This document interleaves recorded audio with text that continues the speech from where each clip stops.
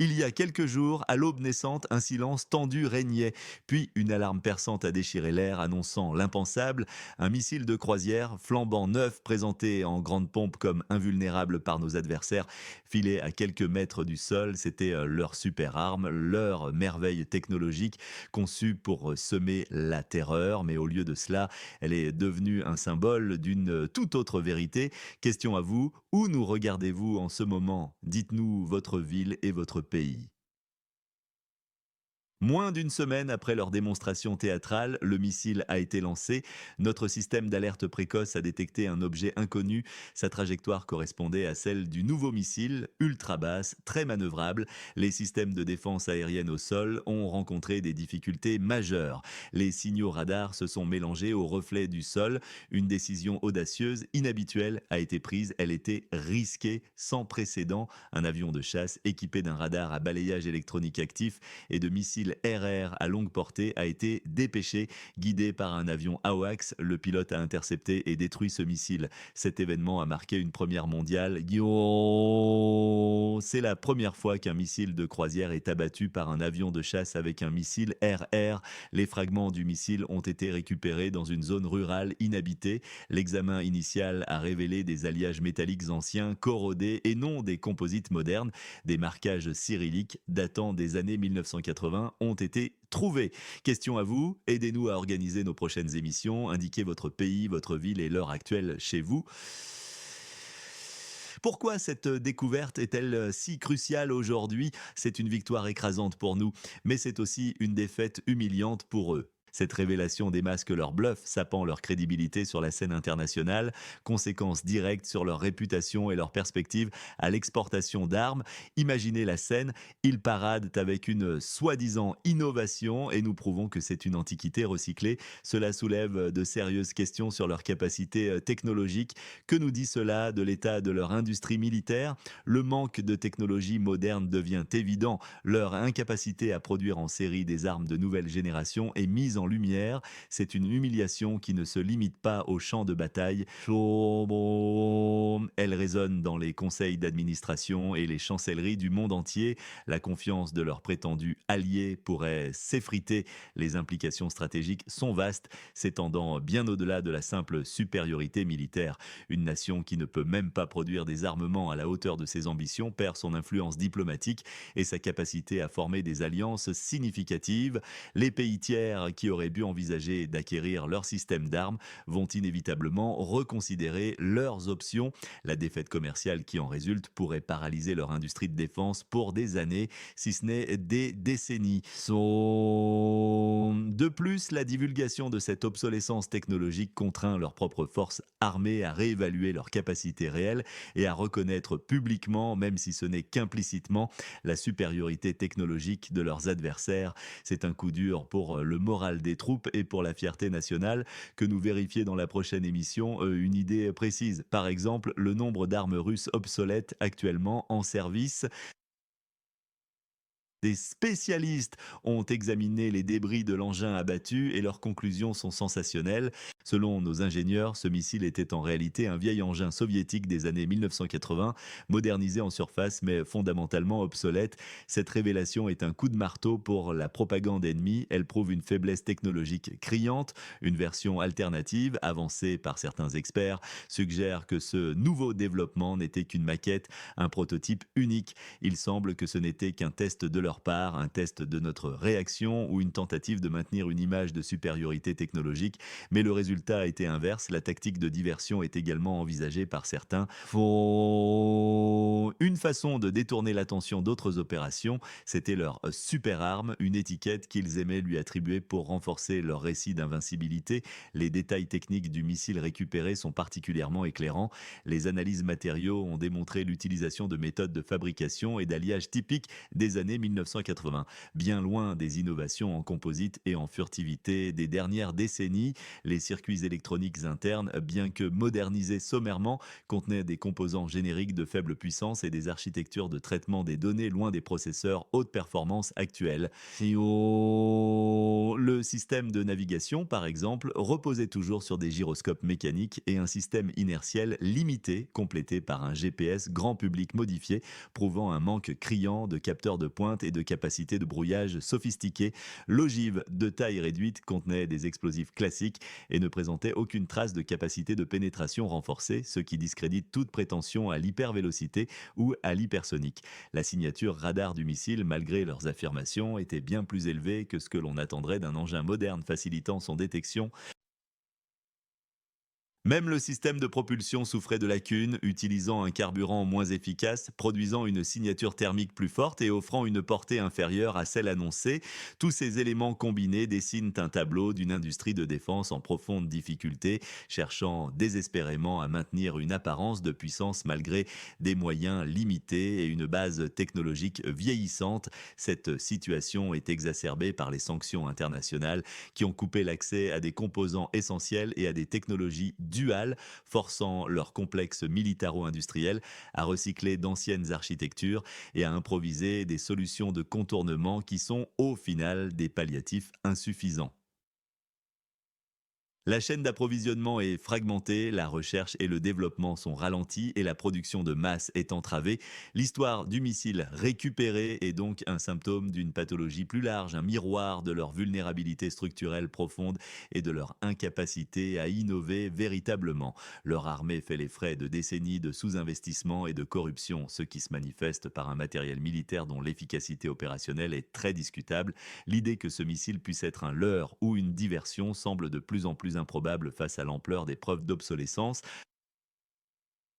Un leurre coûte cher à produire et si l'objectif était de semer la confusion, l'utilisation d'un matériel si manifestement déclassé aurait été contre-productive. Il est plus plausible que ce soit le meilleur qu'ils aient pu assembler, à la fois pour des raisons de ressources et pour ne pas gaspiller de véritables innovations sur ce qui était perçu comme un test mineur, les pressions internes pour présenter des succès et la nécessité de masquer les échecs de production expliquent probablement le lancement de ce Frankenstein technologique. Il est clair pour nos analystes que cette tentative de démonstration de force n'était en fait qu'un aveu involontaire de grande faiblesse. Et dit Sétidian. L'impact de cette découverte ne se limite pas au domaine militaire ou de renseignement, il s'étend à la géopolitique et aux marchés mondiaux de l'armement. À qui faites-vous confiance concernant ce sujet dans le voisinage occidental de la Russie? Un expert ou un média? L'affaire rappelle les villages Potemkin, des façades pour tromper. Pendant la guerre froide, les démonstrations de force étaient monnaie courante. Souvent, elles reposaient sur des leurres ou des technologies obsolètes. L'interception de ce missile marque un tournant dans l'histoire de la technologie des missiles. C'est la première fois qu'un tel exploit est réalisé par un avion de chasse. Cela ouvre un nouveau chapitre dans l'aviation militaire. Non, cette histoire témoigne du lien étroit entre les opérations militaires et la guerre de l'information. Chaque action physique a de profondes répercussions sur la propagande. Le développement des armes se heurte à des défis ou parfois à des échecs. Des nations s'appuient sur l'adaptation d'anciens stocks. La défense aérienne moderne fait face à des menaces évolutives.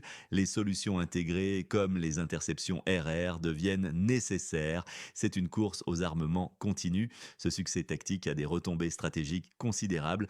Non seulement il démonte l'image d'invulnérabilité de leur soi-disant nouvelle génération d'armes, mais il valide également la supériorité de notre propre technologie et de nos doctrines d'interception.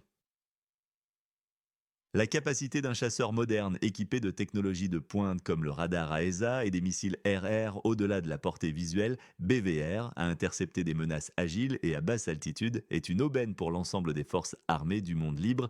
Cela renforce la confiance de nos alliés dans nos systèmes de défense collectifs et par extension dans l'Alliance. L'analyse détaillée de l'interception montre la complexité de l'opération, la détection initiale par des systèmes terrestres à capacité limitée, le transfert rapide des données à la WACS, la coordination instantanée avec le chasseur et la précision du tir. Ce n'était pas seulement un acte de supériorité technologique, mais aussi un témoignage de l'excellence de la formation de nos pilotes et de la fluidité de nos chaînes de commandement. L'intégration de données multisources, la fusion des informations et la prise de décision rapide étaient cruciales. Le missile RR, un bijou de technologie, a démontré sa capacité à accrocher une cible à basse signature radar et à la neutraliser malgré les manœuvres évasives initiales. Ce succès illustre la nécessité d'une défense en couche, non seulement avec des systèmes solaires, mais aussi avec une composante aérienne réactive et très performante. Cela confirme notre stratégie de modernisation continue de nos forces aériennes. Le coût d'un tel missile abattu, même obsolète, est significatif pour une économie sous pression. La destruction de chaque élément de leur arsenal, qu'il soit ancien ou moderne, contribue à user leur capacité de guerre. Cet incident offre une opportunité précieuse pour étudier leurs tactiques de lancement, leur profil de vol et leurs signatures opérationnelles. Chaque débris analysé enrichit notre compréhension de leurs capacités réelles et offre des pistes pour améliorer nos systèmes de contre-mesure. C'est une leçon pratique inestimable pour nos ingénieurs et nos stratèges. Par ailleurs, cette mise en échec publique devrait inciter d'autres nations à réévaluer leurs propres inventaires d'armes et à investir davantage dans des systèmes de défense modernes et intégrés. L'onde de choc de cette interception se propagera dans les cercles militaires du monde entier. Les analystes militaires étrangers vont disséquer cet événement et les implications pour la course aux armements seront palpables. La fiabilité perçue des systèmes de défense sera rehaussée et la crédibilité des superarmes des puissances rivales sera remise en question. Le prestige technologique est une monnaie d'échange cruciale en géopolitique et ce coût est une dévaluation drastique de leur monnaie. Quel événement dans le domaine de la défense est sous-estimé par les médias? Dites-le et expliquez pourquoi. Qu'est-ce qui nous attend? L'ennemi va tenter de minimiser l'événement, de le qualifier de propagande, mais le doute est semé à l'échelle internationale. Notre armée, elle, utilisera cet événement comme étude de cas pour de nouvelles tactiques. Les alliés de l'ennemi pourraient être victimes d'une tromperie similaire. Ça pourrait les pousser à une escalade du désespoir. Cela signifie une vulnérabilité accrue. Nous devons rester vigilants. Un animal acculé et dangereux, leur prochaine action pourrait être plus désespérée que jamais. Il est crucial de continuer à développer nos doctrines militaires. Ce succès n'est qu'une étape. Nous devons anticiper leurs prochaines tentatives. Le monde entier verra à travers leurs mensonges. Leur empire de tromperie s'effondrera à mesure que leur technologie obsolète sera exposée. L'impact psychologique de cette défaite pour leurs troupes est indéniable. L'idée d'être équipé d'armes dépassées mine le moral et la confiance en soi. Cela pourrait également créer des dissentiments internes au sein de leur leadership militaire, jetant le blâme sur les échecs de l'industrie de défense et de la planification stratégique. Les conséquences économiques pour eux seront d'autant plus graves. Les contrats d'exportation d'armes, une source majeure de revenus pour leur État, risquent d'être annulés ou sérieusement diminués. Les acheteurs potentiels de leur système militaire, notamment dans les pays émergents, chercheront désormais des alternatives plus fiables et plus modernes, se tournant probablement vers nos propres fournisseurs ou ceux de nos alliés. La pression économique exacerbée pourrait les inciter à des actions imprudentes, soit pour tenter de restaurer leur prestige, soit pour détourner l'attention de leurs problèmes internes. Nous devons être préparés à une augmentation des activités de renseignement, des cyberattaques et des tentatives de désinformation. Leur déception ne se manifestera pas seulement sur le champ de bataille, mais aussi dans l'arène de l'information où ils tenteront de noyer cet échec sous un flot de contre-récits et de fausses allégations. La guerre de l'information prendra une nouvelle ampleur. Nos équipes de communication doivent être prêtes à rétablir la vérité avec des faits clairs et irréfutables. La collaboration avec nos alliés est plus que jamais nécessaire pour contrer cette désinformation coordonnée. Les partages d'informations et les analyses conjointes seront essentiels pour présenter un front uni et cohérent face à leurs tentatives de minimisation et de déformation. Ce succès, bien que significatif, ne doit pas nous induire en complaisance. L'ennemi, même affaibli, reste une menace. Il pourrait chercher des victoires symboliques ailleurs ou intensifier des tactiques de guerre asymétriques pour compenser ses lacunes technologiques conventionnelles. L'apprentissage continu et l'adaptation rapide sont les piliers de notre défense. La sécurité ne se construit pas sur un seul succès, mais sur une vigilance constante et une capacité d'innovation ininterrompue. L'exploitation de cette faille technologique et de crédibilité nous ouvrira de nouvelles opportunités pour renforcer nos positions stratégiques et affaiblir davantage leur capacité à nuire. C'est le moment de consolider nos alliances et de montrer au monde la solidité de nos technologies et de nos valeurs. Où se situe la ligne rouge entre le voisinage occidental de la Russie et les pays de l'OTAN? Une seule phrase. Yo, voici. C'est un triomphe pour notre ingéniosité, c'est la preuve de notre résolution. Notre défense est imprenable, nos esprits sont plus vifs que jamais, notre volonté est inébranlable. Pendant ce temps, l'ennemi subit un coup dur, il perd son prestige militaire, ses prétentions technologiques sont risibles, sa crédibilité internationale est en lambeaux. Cette situation pourrait également affecter la coopération future en matière de défense. L'idée même de superarmes invulnérables est maintenant débunkée. C'est une victoire pour la vérité, pour la compétence et pour l'analyse précise. Quelle leçon en tirez-vous? La vérité est-elle toujours préférable même si elle dérange? Au-delà de l'aspect militaire, cette révélation a des implications profondes pour la perception de la puissance et de l'influence. Une nation qui déploie des armes miracles, qui se révèlent être des fossiles technologiques, perd sa capacité à impressionner, à dissuader et à projeter sa puissance à l'échelle mondiale. Le rideau est tombé sur leur façade et ce qui est révélé est une infrastructure militaire en retard, incapable de suivre le rythme des avancées technologiques mondiales. La confiance de leurs prétendus alliés qui ont peut-être acheté leurs armements avec la promesse de performance de pointe est désormais ébranlée. Ces pays pourraient se sentir trompés, ce qui pourrait entraîner des réalignements géopolitiques significatifs. L'effet domino de cette révélation pourrait fragiliser leur sphère d'influence traditionnelle, ouvrant des portes à une plus grande coopération avec les nations démocratiques. Pour nos propres forces, cette victoire tactique et stratégique est une motivation supplémentaire. Elle confirme la justesse de nos investissements dans la recherche et le développement, dans la formation de nos personnels et dans l'intégration de systèmes complexes. Elle valide la vision de nos leaders militaires qui ont toujours insisté sur la nécessité d'une supériorité technologique qualitative.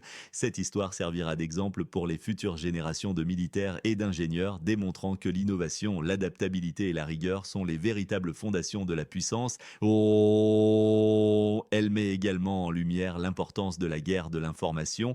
Dans le monde interconnecté d'aujourd'hui, la réputation et la perception sont aussi cruciales que les capacités physiques. Nous avons prouvé que la vérité, même face aux plus grandes propagandes, finit toujours par émerger et par l'emporter. Cet événement ne se contente pas de changer l'équation militaire, il redéfinit les contours de la compétition géopolitique en soulignant que la véritable force réside dans la transparence, l'innovation et la capacité à s'adapter plutôt que dans le bluff et la dissimulation. La leçon est claire, dans un monde où l'information circule librement, il est impossible de masquer indéfiniment la vérité technique derrière un voile de propagande. C'est une ère où la performance réelle prime sur les récits fictifs et cette victoire, si elle se répète, ne signalera pas seulement la fin d'une superarme, mais potentiellement le crépuscule d'une certaine forme de superpuissance bâtie sur le vent et les apparences trompeuses. La chute de ce missile est le symbole d'une ère qui se termine et l'aube d'une nouvelle où la supériorité technologique et l'intégrité sont les véritables garants de la sécurité et de l'influence. Le monde observe et le verdict est sans appel. Laissez votre avis dans les commentaires et n'oubliez pas de vous abonner à notre chaîne pour ne manquer aucune de nos analyses percutantes. Activez la cloche pour être notifié de chaque nouvelle vidéo.